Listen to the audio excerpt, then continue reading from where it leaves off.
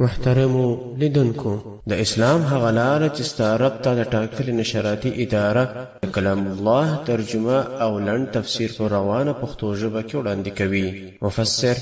شيخ القرآن والحديث حضرت مولانا عبد الواحد واحدي دامت بركاتهم العالية. أعوذ بالله من الشيطان الرجيم. بسم الله الرحمن الرحيم. ويسألونك عن المحيض قل هو أذى فاعتزلوا النساء في المحيض ولا تقربوهن حتى يطهرن فإذا تطهرن فأتوهن من حيث أمركم الله إن الله يحب التوابين ويحب المتطهرين. نساؤكم حرث لكم فأتوا حرثكم أنى شئتم وقدموا لأنفسكم واتقوا الله واعلموا أنكم ملاقوه وبشر المؤمنين. صدق الله العلي العظيم. دايت جلامد دا سبقی افتتاح تنی وکړه 220 آیات ورپسې 220 آیات. په دې کې 19 نمبر حکم الله عز وجل بیانوي چې دا د خپل کوروالا سره د جماع په اړه دی چې په حیث کې د جماع څه حکم دی او چې فاکه سی به د جماع څه حکم دی. امام رازی رحمه الله لیکلي جباره وایي د 215 آیات وګوري الته لیکلي ويسألونك ماذا ينفقون. په 219 کې لیکلي ويسألونك عن الشهر الحرام قتال فيه. په 219 کې لیکلي ويسألونك عن الخمر والميسر. د هغه درې سره يسألونك چې و طالبانو تاسو ته ګوري په سر کې و نه لري هغه ګرځي يسألونك تر هغه راوسته چې بیا دی ويسألونك ماذا ينفقون قل العفو. 219 کې ذکر شوی ويسألونك عن اليتامى قل إصلاح لهم خير. په 220 کې ذکر شوی ويسألونك عن المحيض قل هو أذى. چې دا وسنۍ آیات چې دا 222. نو شپږ واره يسألونك رالی هغه اول درو کې يسألونك و نه دی ورسره دلته ويسألونك د دې څه به تاسو داین کې با واخلې دی وای هغه سوالونه چې پر جلا مواقع وسیو پر یو مجلس نه وسی. دا درې سوال چې دا په اخر کې چې دا په ویب پر له جوړه کړی دا ګرد پر یو میدان د پیغمبر علی السلام سره دا سوالونه سیو کدا اس په خبره پوسواس. دا یو علمي نقطه ده. امام رازی رحمه الله په تفسیر کبیر کې ذکر کړی دی چې وخت د اجتماع د فار راځي هغه چې هغه جلا مواقع باندې سیو تر دې چې راتیر سي دغه آیات کریمه چې ويسألونك عن المحيض د دې خپل په ځان کې یو شان نزول دی. شان نزول یاد دی چې حدیث د حضرت انس بن مالک رضی الله عنه څخه روایت شوی دی او دا مسلم شریف روایت کړی دی. دا حدیث دی وای د دې عادت دا يهود مجوس هم د دې عادت دا و چې شذ ته به دغه مریضي ورلرواره دا حیز حي اصلا دغه بینو ته ویل کیږي دا میاشتانه مریضي د شذ ته ورځي خپل عادت یې راځي د رحمت څخه دا چې ورلرواره نو يهودو به بارا د شذ بستر به ورجلا کاو په جلا خونه کې اچول الته به د دغه کاسا او کوزا او د خوراک شي دا به الته دار کوم بار حیا دي لکه حیوان چې سړی تړلی په هغه سترګې ورته کتل نږدې یا لکه ته پرېښول ول د جسد شل مرزونه اخصه کیږي په خپل خونه کې نور سره بدواله بار د نبی علیه الصلاۃ والسلام اصحاب را له نبی علیه السلام کې ولدا يهود خدا غره کم کوي د شې څه مرز اخصه کیږي نو موږ هم برکه چې د خونه سپش اخلو نو چې پاکس ولا سپاس او غسل وکي بیا به خونه ترازی. پیغمبر علیه الصلاۃ والسلام الاصنعوا كل شيء الا النکاح. بارول تیز د يهودو دوړي په پرېږ د وشي لا سره جوړېدل هر کار چې په خوا کوا غو سم وکه الا النکاح مگر نه وکي نکاح دلته په معنا سره د وکي دی چپله وکي نږدې کتم ورسره کوم معنا وتی چې ورته وای هغه نر چې د خپل کوروالا سره خپل بوسو کنار کوي هغه مکه ورسره پاته سو نور نو ډوډۍ ورسره خوړای سي په دسترخوان، دا د کور ډوډۍ پخولی سي، ډوډۍ د په لاسونه مرداریږي، بدن ښه نور پاک دی د نجاست حقیقي څخه. خو فقط لکه جنوب سړی چې نو د جنوب پر بدن باندې مرداروالی نشته، فقط لمونځ نشي کولی، قرآن ته لاس نشي وروړلی، نور خو په دغه لاس ډوډۍ خوړای سي. فرضه که یو سړی دی په پیشلمي راکښېنستی جنوب دی، نو دی خو به ډوډۍ ته غسل نه کوي، غسل خو بیا وروسته لمانځه ته کوي، نو په دغه جنابت خو چې دی ډوډۍ خوړلی سي، فقط هغه لاسونه وخلو مخ به پرېولي، دا کېږي. نو پیغمبر ټول د دې خبرې پسې هیله کوي. دا خبره و یهودو ته ورسېده، برای ول ده خو اوس دا حکم هم کړی چې برای د یهودو کیسې پسې هیله کوي، دا دروغونه وایي چې ښځه خوارکۍ ولته بوځي لکه حیوانات یې په یو خونه کې تړلي لکه یو سپی و، دغسې یو شی په داسې سترګه ورته ګوري. برای دا یهودو وویله ما یرید هذا الرجل ان یدع من امرنا شیئا الا خالفنا فيه. یار ده خو خاص وجه په موږ پسې راخیستل، زموږ یوه خبره وه دا که را پرېږدي چې را باچېله، یعنې که چې هره زموږ خبره درته ور ورسېږي دا وایي دا درواغ وایي، دا ایسته دا سره کوم چیزې دي شروع کړي. نو د نبي علیه الصلاة وسلام په باره کې سره د بدل وویل دی زموږ د هرې خبرې مخالفت کې د ځانه شیان جوړ. دا د یو دوه صحابه کرام دي، اسید بن حضیر او عباد بن بشر رضی الله عنهما. دوی راغله و نبي علیه الصلاة وسلام ته بهر هغه د یهودو خبرې وکړلې چې دا خبره چې تا کړې وه چې تا ول د ښځو سره چې دوی چې په حالت کې د حیض د خونو څخه مه پسې اخلي، هر هغه معامله ورسره کوي چې پخوا مه کول، فقط نژدېکت مو ورسره کوي. دغه خبره چې تا وکړه هغه یهودو داسې بدې بدې خبرې کولې، بدې خبرې خو نو د دښمن خبرې تېز ته در معلومېږي، نو خو یا به ښکنځل و یا به نور د اهانت خبرې وې. دوی وایي چې د رسول اکرم صلی الله علیه وسلم چې دوی دا خبره وکړله، نو یو خو هغه د یهودو خبرې وکړلې، بل یې افلا نجامعهن، ایا نو موږ خپلې خونې ته بیا نو نه راولو، په خونه کې بیا نه د جماعت څخه نجاکت نه دی مراد په دې ځای کې طالبانو په دا حدیث کې چې بیا راسي د جماعت معنا جمع کول په خونه کې، نو موږ به په خونه کې را سره پرېږدو. د یهودو خو دغسې بدې بدې خبرې کولې، د دې پر کس بلا په خونه کې پرېږدو. وایي د رسول اکرم صلی الله علیه وسلم مخ مبارک تک سور شو د سروالې څخه، د نبي علیه السلام ته چې به ډېر ګهګۍ درد وارلی مخ به باره شي چې د انار دانې پکښې کېږي. پر خبره چې درد وارلی چې ته د یهودو خبرې ما ته ولې را رسوې؟ د مثال په طور یو سړی دی بېجنه دی، په دا اوس موږ ته په معاشره کې دی د یو ماجت ملا ته ښکنځل کېږي، ګرد مر جوړېدلی، خو د ده پرتبیات نه وي برابر. بل نه بیا راځغلی باره وایي ده تاسو داسې بابا نو ما ته مه راځغلونه، زه خو د ده خوله نسم ته وایي کیږي. د پیغمبر علیه الصلاة وسلام مخ مبارک په دغه درد ورله راوارلی. اصحاب وایي موږ چې ورته وکتل چې یاره بیخي درد وارلی، نو دا به څنګه شي؟ دا د نبي علیه السلام غضب کول خو غټه ګناه ده چې په غضب کې دې واچوه. هغه دوه صحابه کرام اسید بن حضیر عباد بن بشر رضی الله عنهما د مجلس باره ولاړ شول. معنی چې یو څوک چاته په غضب سي سړی باید مجلس شي، لکن نو چې باره هغه ور ارام شي. دوی چې د دې خوا ووتله د اخوا به یو کاسه را روانه د شیدو ډکه ده، رسول اکرم صلی الله علیه و آله وسلم ته به د مدینې خلکو باشندګانو شاوخوا رقم رقم تحفې رالېږلې، نرانو ښځو خود به یو ښځې رالېږلې چې دا د رسول علیه السلام کړ دا شیدې واره. دوی د دې خوا وروتله، شیدې د اخوا په مخه وارلې تېر شو. شیدې چې مازې مجلس ته د پیغمبر علیه السلام را حاضرې سولې، رسول الله صلی الله علیه وسلم خو نو مهربانه ونه برای بیرته یوه صحابیة الچابک پسې وځغلېدی راوله، هغه پسې میدان کړه برای نبي علیه السلام وایي راسي. چې راغله دوی دواړه نبي علیه السلام ته کښېنستل او پیغمبر علیه السلام هغه درد ارام سوی و. په دغه وخت کې بره دغه آیت کریمه هم راغلی را نازل شو. هغه د یهودو د خبرې ده چې دوی خو د پیغمبر خبره ردول، دا یې لازم خبرې کړي. الله پاک حکم را نازل کړي چې دا زما حکم دی، دا د دې نه دی چې یوازې پیغمبر د ځانه څه ویلي. نو دغه آیت کریمه 222 په دې کې 19 حکم بیانېږي د ابواب البر څخه په باره کې د حیض دی او هغه شان نزول هغه واقعه وه چې پیښه سوله، چې پیغمبر مخکې له دا ممانعت فرمایلی و چې جماع خو مه کوئ، نور هر څه ورسره کوئ، ګاډه ډوډۍ خورئ. پر یهودو بده لګېدلې وه، بدرجې ویلې وه، اصحابو خبره راوړه، آیت کریمه نازل شو. نو داسې فرمایي ویسألون د استا اصحاب پوښتنه کوي که ستا څخه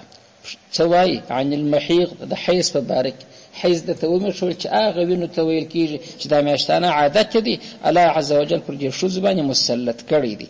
دا د دوی د ګټې دپاره دی. دا داسې دی لکه دلته په دا سږمو کې دننه اولته موږ تین کې ورته وایي دغه ځای چې کار وکړي، نو دا اوس سړی ګروولی څه ده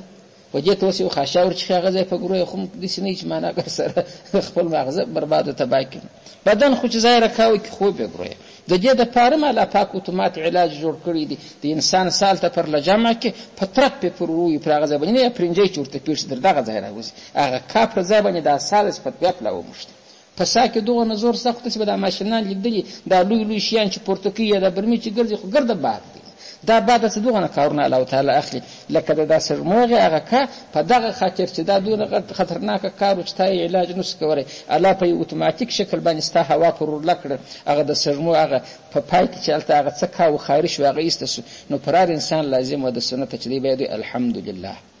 چې الله پاک دا کو اسما دوره خاشي او چې خلای ځای مې ګروي څه به مې کوله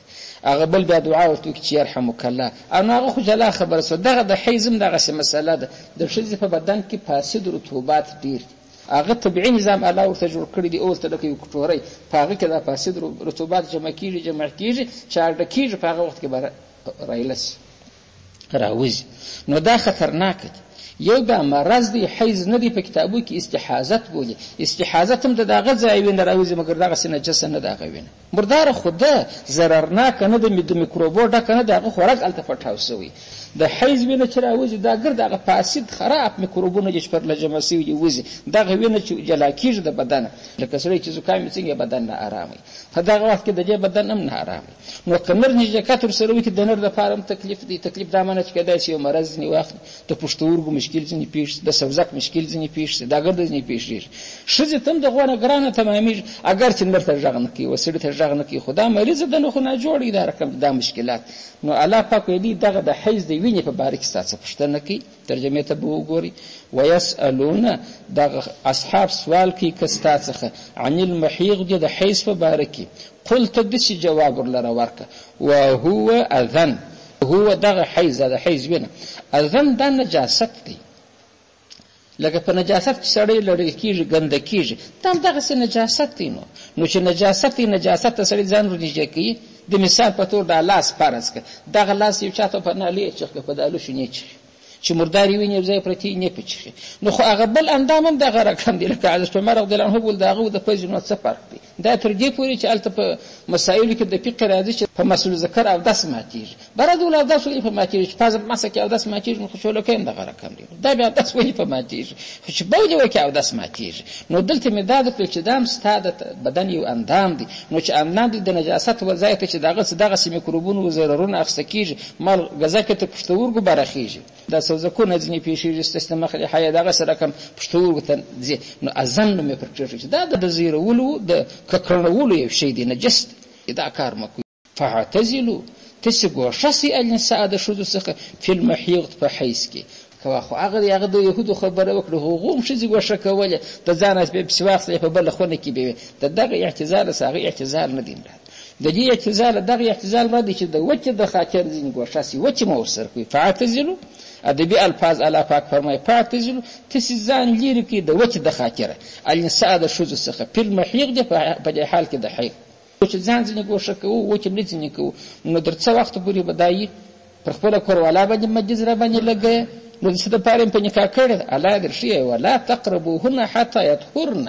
دا ابدي بنجز نه دي ولا تقربوا تسمني ځکه هونه ودی ته حتی تر هغه وخت يطهرن چې دی پاکیش چې پاکیس ولې بارنه به ورنځي کېږي دغه طهارت مسله چې د شذ پاک سی ورنځي کېږي په دې ځکه یو تفصیل دی ستاسو ورته پامن دغه تفصیل دادی یو داده چې د حیض ورځ تست باید معلومي د حیض اقل مدد 3 ورځې تر 3 ورځې کمی کوي نه را لغه ته حیض نه ویل کیږي هغه استحاضت دی شذ بخپل منځ کې خپل روزه باندې سي یو چې څنګه منع کیږي چې 3 ورځې پراکړل نو بار حیض حکم پر وسو بیان دي تر 10 ورځې حیض بالا نشته د حیض شرعي مده بس دغه د 3 ورځې کم نه تر 10 بالا نه کتر 10 واوښتي هغه بار بل مرز دی بل نه جوړي ده خاوند دې غسر پر وتای هم سي او خپل روزه او المنځ به ام کوي دغه حیض چرالی دا شرعي په دې شذل منځ نسی کولای مسجد ته نسی ورتلای قران ته لاس نسی ورلای مېرې د کټ نسی ور سر کولای روزه نسی نیولای حتی يطهرن حتی تر هغه وخت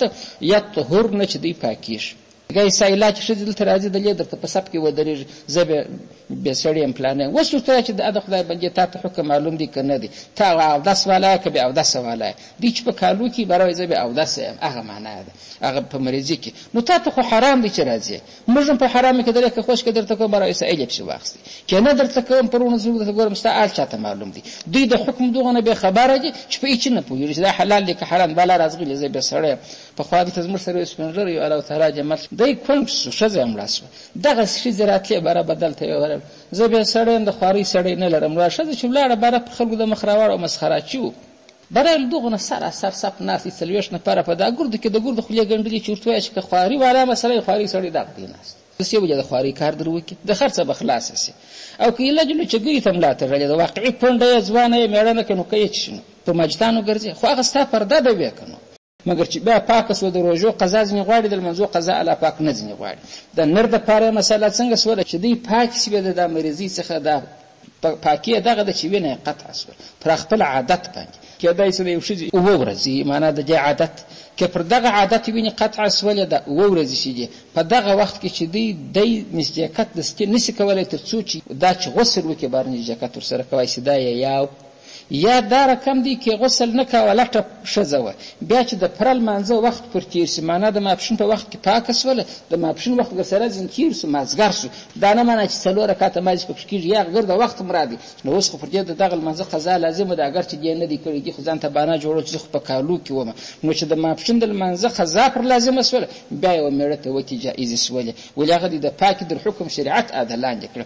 که پر 10 ورځې د دې وینې قطع سولې ودرېدې بندې سولې، هغه چې د مازې ودرېدلې بالا غسل وسل نه غواړي، دی ورته نجاکت کولی شي. امام ابو حنیفه رحمه الله دا فرق ولې ورکړي، هغه دغه د یطهرن یو قرات دغه دی، بل یطهرن دی په تشدید سره. نو په دغه یطهرن چې په تخفیف وای چې دی پاکي سي، نو د سمې پاکي نه دي، ولې خو دې پر عادت وینه درېدلې د کیا پلا در د دې 7 ورځې عادت ما شوه تر 10 ورځې راکم دلته وینه رااله، خو به ته حیض بلل کیږي. نو خود په غسل چې تاکید وسو بره وتی ورسره کیږي. او یطهرن چې سمې د مې دی پاکي، سمې د مې د چې پر 10 ورځې ودرېږي، شک شبه د جباله ختم سه بیا حیض ورته راځي، بیا کوي نه راځي، هغه خو حاجت حیض نه بولي. په هغه وخت چې د مازی ودرېدل بار نزدېکت کول کیږي. پس الله پاک فرمایي فاذا تطهرنا، فاذا وقت تطهرنا چې دې شپاکي سولې پاکي وکړه، فاتوهن، فاتو تسرا تاګو کې هن ودیته د دې ته طهور چې دا پسې چې وای چې پاکي شوی غسل یې وکي بار را تاګو کې ودیته دغه را تاګ څخه امراض هغه جماعي دي او اوس بار ورلای. مګر و د کومه ځای من حيث د هغه ځای څخه امر چې امر کړی دی کوم تشت الله پاک چې الله د کوم ځای امر درته کړی دی واغه ځای تاګ وکي چې هغه د شجده د مخته خو اندام دی دغه ځای کې را تاګ وکي. ان الله بشک الله عز وجل چې دی يحب خوشي التوابين توبه شونکي. معنا کده یو چا څه پټه داسې غلطي سوي، معنا سړی دی دغه رقم د خپل کوروالا سره په حالت کې د حیض نجاکت نه سوي دی دغه رقم الله هغه خلق تنبیه کوي چې معنا تو ما دا حکم در وشوي. نو الله پاک خو توبه کوي کې خوشي کې دغه غلطي په قادر سره سوي توبه وکړه د دې لار توبه دغه د الله پاک توبه وشو ولا چې د دې بل علاج نه بره بیان است. مګر ځینې علما وايي په حدیث شریف کې راځي چې نبی علیه السلام کسړی دغه غلطي وکي د شدې سره په حالت کې د حیض نږدې کوي کې د دې وینه د سپېڅ د ګای د تکسرای ګای نو کې بیا جوړوالی ته نږدې نو هغه تکسره چې هغه د حیض هغه موج دی ابتداء ده چې د وار را شروع کیږي رحم د وینې ډک دی هغه سړی باید یو پر دینار به خیرات کې دینار د سرو زر د 200 کالداري کیږي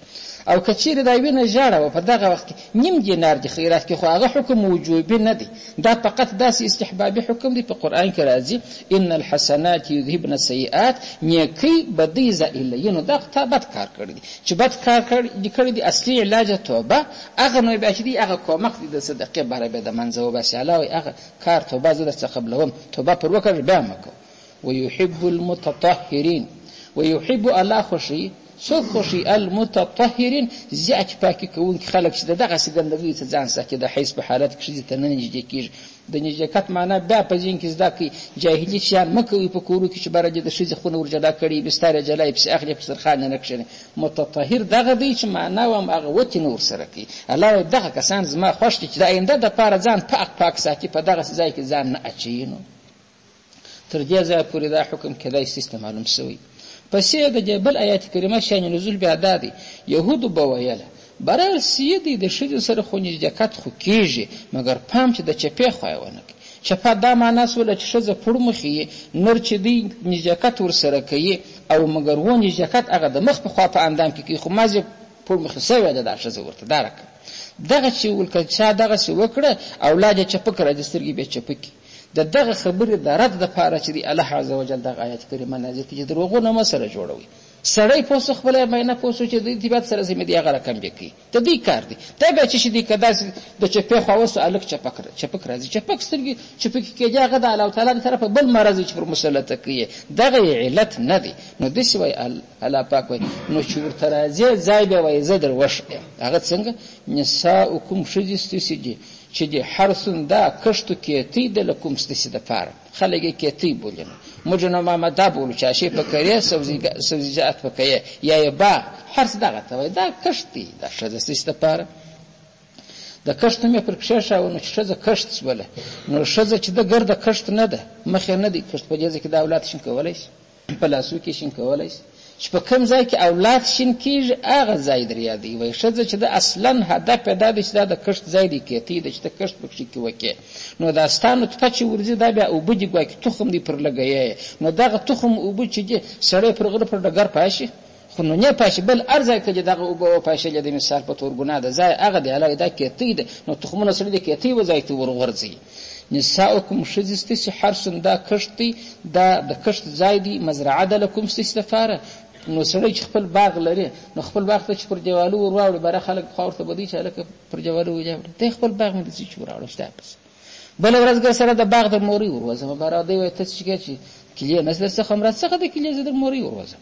پر دا خوا باندې ورځم بله ورځ نخره په دیوال کې جوړم دا رقم د مثال په طور د خپل باغ ته هغه د کښت ځای ته پر هر رقم ورتګ جایز دی. رب العزت دغسې درته وایي نو دا چې ستا د کښت ځای سوله باره په ولاړ نجاکت ورسره کوې په پروت یې کوې د مخ د خوا نجاکت ورسره کوې که د شا د خوا په دغه ځای کې کوې ګوره خو حرث یې ویلی دی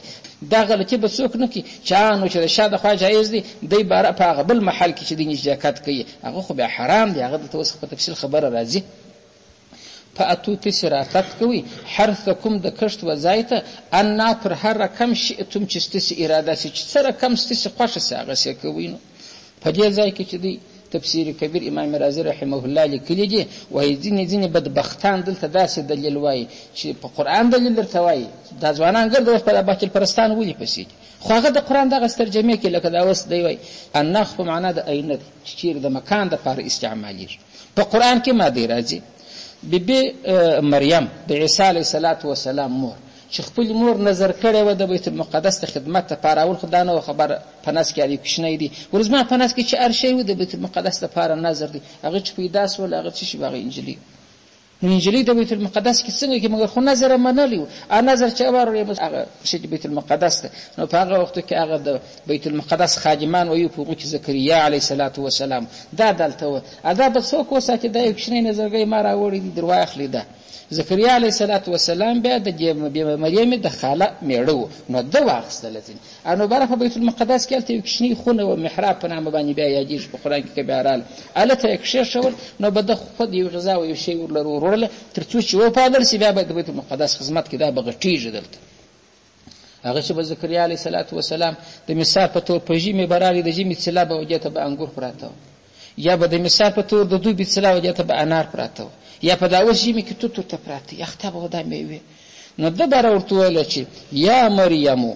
انا لکی هذا ای مریم دا د کومه ځای څخه چې دا آیات کریمه 30 نمبر آیات په سورت ال عمران کې راځي نو هغه بدبخته سړی ستاسو د آیات پوښتنه کوي برای هغه انا په کومه معنا سره دی چې زکریا علیه السلام او مریم ته وایي چې انا لکی هذا هغه د مکان په اعتبار دی چې دا ته د کومه ځای را اخلي په مشک په یو ځای لا انګور پراته نه دي یو ځای لا توت نه دي پراته دا د کومه ځای ته راځي وایي نو چې هغه انا د ځای په معنا دی چې د کومه ځای څخه دغه انا د ځای په معنا دی نو فرق یې څه دی په اتو تسرا تکوي حرثکم وخپل کښت انا په هر ځای کې شئتم چې ستاسې خوښه سي معنا کړي د مخ د خوا نجاکت ورسره کوه د مخ په ځای کې کړي د شا د خوا هغه د شا په ځای کې د مثال په طور نجاکت کوه په دغه آیات د جایزې لواتت چې موږ ورته وایو بلا تو ورله خپل کښت دی د شا په خوا کې کوي د مخ په خوا کې کوي دغسې استدلال چې کړی دی امام رازي رحمه الله وایي دا خلک د خدای تباه کې څونه غلطه ترجمه یې وکړه خو د آیات مخ ته وګوره دا زه در سره منم چې د انا معنا چې د انا معنا کم ځای خو دلته معنا ده چې سره کم ځای معنا نه سره کمه معنا ده ولې خو حرث ذکر شوی فاتو حرثکم نو که تا ستا په رقم کې چې و ارځای چې نو په هغه ځای کې خو 50 سواره وکړي نر سره وکړي حمل اخلي نو حمل کمالجي اخته هغه کښت نه دی، نو الله خو د کښت ځای درته معلوم کوي وردواره. ولنساؤکم حرث لکم، ښځې د کښت ځای دی. پسې وایي فأتوا حرثکم، کښت ته راتګ کوه. نو که تاسو پر رقم ترجمه کې چې انا څخه د ځای معنا واخلي په هر ځای کې، نو کوم دی چې کښت دا خو د کښت واوښتلې په هغه ځای کې کښت نه کېږي. یو څوک په دا خواني یو ښځه لنګه سوی وخت په ټول تاریخ کې چې د آدم علیه السلام سره ورته درجه وخت چې اولاد د اخوا پیدا کېږي، خو چې د کوم ځای اولاد پیدا کېږي هغه ځای کښت دی. نو دلته د هغه مخکې جملاتو چې تېرې سولې د هغو په کومک د انا څخه هغه خپله معنا د مکان نه ده مراد، دلته هغه مجازي معنا د کیفه مراد چې کیفه شئتم چې څنګه ستاسې خوښ یي. نو دا خلاصه د خبرې ما در ټول کېدای شي ورته پام وي. د انا ترجمه به داسې نه کېږي چې انا په هر ځای کې، یا انا پر هر رقم څه معنا ولاړه ناسته دغه ټول مخې رقم چې پر اړخې چې رقم تفسیر د اگر د صورتونه ذکر کړي دي چې په دا نورو ټولو صورتو کې جایز دي، خو ځای به هغه یو ځای به نه بدلوي. پسې الله پاک فرمایي وقدموا لانفسکم، وقدموا تاسې در مخه ولېږئ یو څه شی د ثواب لانفسکم د خپلو ځانو دپاره، د ثواب شی د خپل ځان دپاره ولېږئ. هغه څه معنا دوې خبرې. یو دا دی چې د خپلې کوروالا سره نژدېکت کول کېږي، بسم الله سړی وایي تر دې د مخه لا چې منا دخول یې کړي چې دا عمل شروع کړي بسم الله، یا اللهم جنب الشیطان عنا وجنبنا الشیطان. موږ د شیطان څخه لرې کړي، الله پاک شیطان موږ څخه لرې کړي. دغه دعا چې مخکې ووایي او دی جماعي وکړي وایي اولاد به د شیطان د عملو څخه محفوظ، هغه دلته دخالت بیا نشي کولی. او بل به دی نیت دا کوي چې د نجاکت کوم چې الله پاک یو صالح اولاد را لره راکړي. دا ګرځي د ثواب شیان دی، علاوه د مخه دغه سوغات ولېږه. وقدموا تاسې تر مخه والوئ کې د مخه ولېږئ چې هغه ذکر و دعا هغه صحیح نیت لانفسکم ستاسې د ځانو دپاره په هغه کې ستاسې ګټه ده. نو واتقوا الله تاسې وبېرېږئ د الله عز وجل څخه. واعلموا او تاسو په دې خبره هم پوه سئ چې انکم تاسې ملاقات کوونکي یاست هو د دې الله سره. ګوره واتقوا الله د الله څخه وبېرېږئ، دغه ګناه مه کوئ چې الله وایي در ومېښولې چې د ښځې سره لواطت کول دي یا په وخت کې د حیض نجاکت کول دي، دا دواړې ګناه وي په دې کې الله در په یاد کې مې کوي دا کار. واعلموا او تاسې پوه سئ چې انکم تاسې ملاقوه د الله سره ملاقات کوونکي یاست. خو هغه ورځ در په یاد کړو ته خو دغسې نه چې براوه اوس مې وکړله چې مړ شوم کیسه خلاصه شوه. الله خو بېرته دلته ملاقات ته راځې ماته، نو په کومو سترګو بیا راته ګورې؟ نو ته چې د الله په حضور کې ودرېږې الله دغه منع تا نه اورېدلې،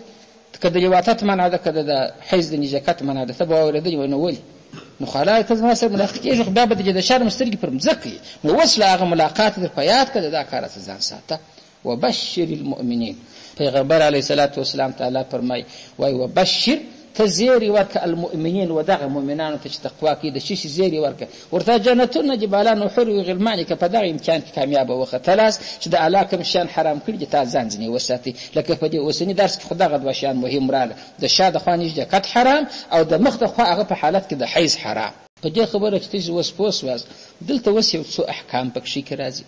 هغه احکام دا دي واره ښه چې جماع یې حرام شوي. دا نور شیان خو نبي علیه الصلاة والسلام هر شی چې پخوا مو کاوه اوس هم هغه کوي. نو اوله مسله دا ده تر نامه لاندې تر زنګانه راپورته دلته چې دی که دی د لنګ خلاصي معنا د مثال په طور د پایجامه ایستکي و دغه ځای ته نظر کوي په حالت کې د حیض یا دلته لاس ټپروي یا خپل نور بدن ټپروي، دا حرام دی، دا به نه کوي. ما تحت الازار په بل حدیث کې راځي پیغمبر علیه السلام د ځان سره پرې ایستلی سي بدولای سي مګر وخت تر ازار تر لنګ لاندې د نه به کار نه لري، ولې د نه هغه مریضي مشکل پیښ دی. نو دا یو مسله ته زده کړه. دا یو دومره مسله چې کوي پر لاس ورځي پر قطع اسوله په هغه غړي وته د میړه د لپاره جایز د غسل موقع نه غواړي چې ورلره کې برابر د پر لاس ورځي دي بالا چې ویني ګر سره په دریاب به یې لازم من علیم علامات اجازه راکړي ولې هغه ویني چې هغه فاسد دي هغه میکروبي ویني نه دي چې مرز نه واخلي الله تعالی اجازه درکړي. امام ابو حنیفه رحمه الله دا فرق ولې ورکړي هغه دغه د یطهر نه یو قرات دغه دی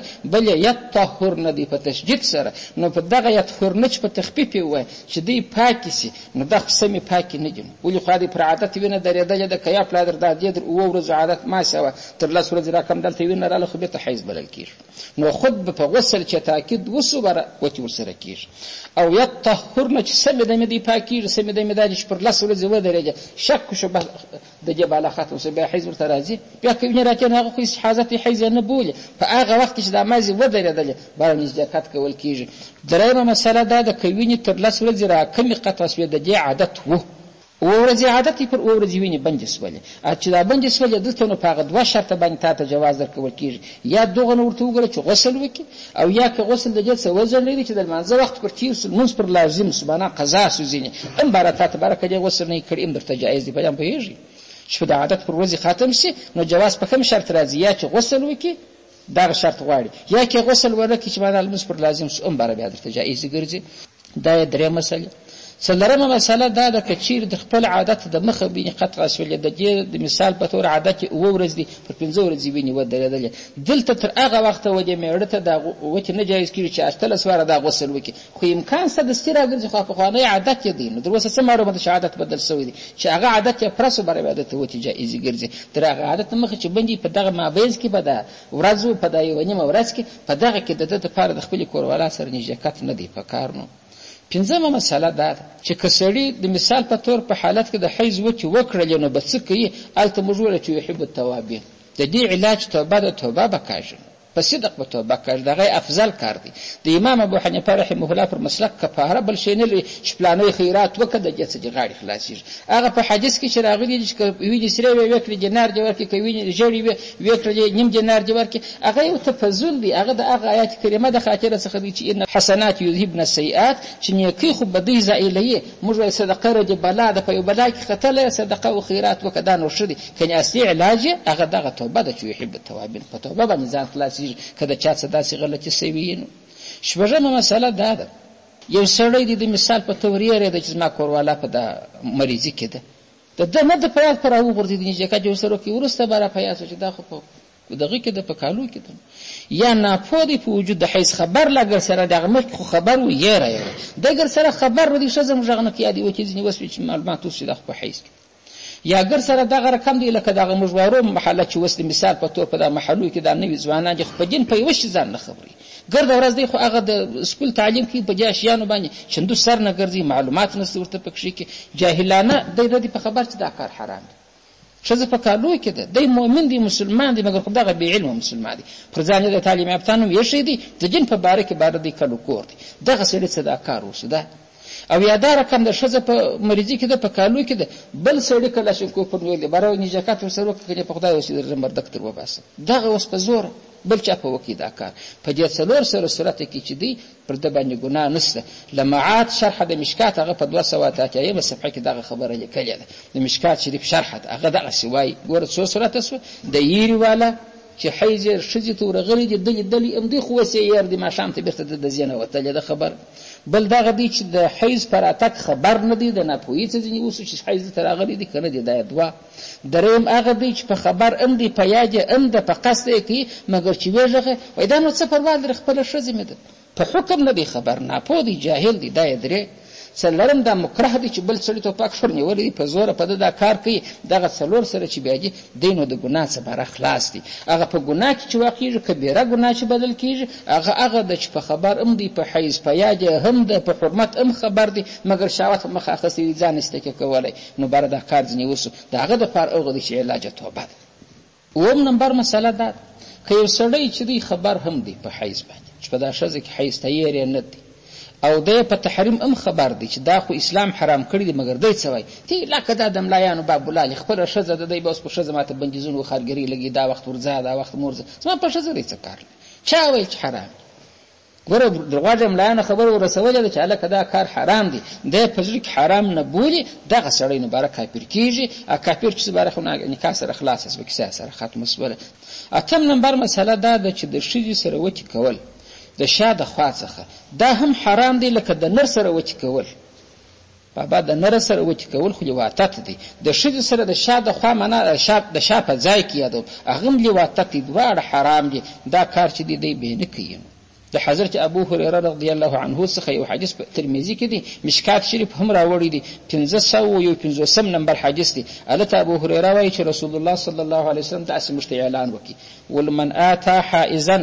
که چا راتګ وکړي و حیضې ښځې ته چې هغه په حیض کې وه د نژدېکت ورسره وکړي او امرأة فی دبورها یا یو ښځې ته راتګ وکړي معنا وچې وکړي د شا په خوا کې یې وچې ورسره وکړلې ده او کاهنا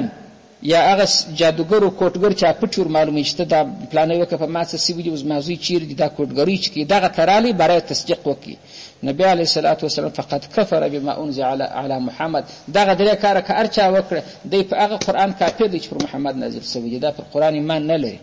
ته څنګه کوټګر ته ورځې کوټګر څوک دی چې په شي باندې خبر دی بس چې ته واره هر څوک چې ورځي د شام کې یو خو د اولیاو کشف دی هغه خو د په اختیار باندې یو وخت بل وخت نه یو دا کوټګري د چې کار دغه د ساده فارز پلانې کار کوم پلانې کار کوم پټ در معلومه دغه تصدیق کې وکي تصدیق به نه کوي دغه سره ملنډي په وی چې بده د مړي کې پیری کې څه کوي نو دا نه دی کافر یا چا د کارو تصدیق کوي د کاهن دا غیر کوم دا شې سره چې د زکات په دوبور کې کوي چې معنا ځان ته حلال بولي نو بر دی کافر دی او یا د حیث په حالت کې زکات کې دا چې اوس ما د ځان ته حلال بولي بر کافر دی او کدا کارونه وکړه ځان ته حرام بلله برای ویل چې مخ خو متور دا کارونه راځه وسوله یا هغه یا هغه ځان ګناکار بولي دا کافر نه دی دا ګناکار دی پکې به ګناه سره داغه د پاره علاج ستا علاج چی دی علاج توبه او هغه کې حلال ګڼي او داغه بل علاج نشته هغه به سم برته د سره څه کلمه وای لا اله الا الله محمد رسول الله کې سم ایمان رانوړي پر هغه رقم باندې مرس بار دی په کفر باندې مړ دی نو حلال به څوک دا کبیره ګناهونه ځان ته نه ګڼي نو د اتم نمبر دغه وکړه شې د شاپ خوا کې هغه د شاپ ځای کې زکات وکړي چې لواته ترتوي برکه بیره ګناسو او کله شاده خوا څخه زکات کوي خو ځای هغه د مخ خوا ده ویږي کدا چې خبره سره خلاصيږي هغه چې وشي هغه بالکل بر حلال دي هغه الله امر درلر چې ان شئتم شکر کم رقم خوشي کی پیچنه بر پتیس اړه دي هغه د زوجین په عزت او په خوند اړه لري چې دوی پر کم رقم خوند کوي هغه رقم دي کی خدای الله ورشه چې زائد کشت زائد د کشت زائد څخه بځان نه بدله نو دغه نو نسم حکم د شذ متعلق چې په دغه وختو کې وتی ورسره ناروا او په دغه چې پاک سول بیان وتی ورسره روا الله عز وجل د ټول اوامر د عمل کولو توفیق مشترک واخر دعوانا الحمد